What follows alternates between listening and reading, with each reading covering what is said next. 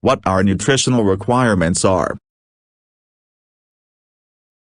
Nutrition as it applies to our daily lives means that we take in what we need to maintain our body's healthy state. Nutrition has become an important word thanks to the involvement of the USDA in our daily food requirements, and the FDA's involvement in determining what is and is not dangerous for us to consume. But what is our responsibility in the nutrition game? Do we understand what our nutritional requirements are, how to fulfill those requirements, and how to look for real nutritional value in our foods? I'm not sure that nutrition has been successfully addressed in its own right. We hear nutrition in relation to our vitamin intake, our fortified cereals and milk, and in the context that we need nutritional value from our food choices. But what really is nutrition when applied to our daily bodily functions? Today, we must determine how much nourishment we need, how much physical exercise we need, and how best to accomplish those ends. Calorie needs, nutritional needs,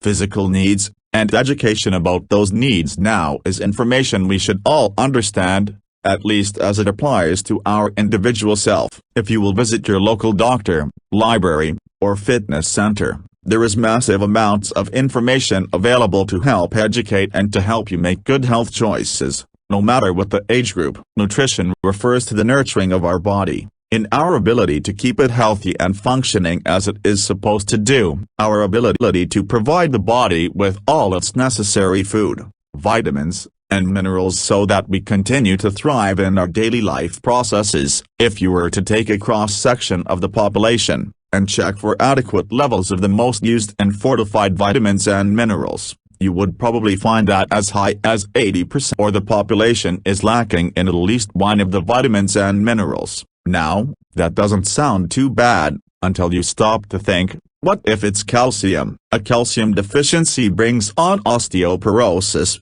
a deteriorating of the bone. This disease alone costs millions in medical expense to the population. Can you see how a little more cooperation and open-minded participation on the part of our medical field could result in far fewer health problems? It would also have provided the general population with a viable way to discern their nutrition, vitamin and mineral needs, accurately. So how do we determine that we are providing the essential nutritional needs? That knowledge comes by educating ourselves about what our individual needs are, the needs of our family, and then taking that knowledge and applying it to the foods we buy, that we prepare, and that our families consume. Quite often, our vitamin and mineral needs outweigh our caloric needs. In those instances, we turn to manufactured vitamins and minerals to fill the gap. This is a part of our nutritional needs. Also, nutrition is one of the most complex areas to gain useful knowledge about, because there are so many components, and because each person has their own individual needs. Women's needs differ from those of men,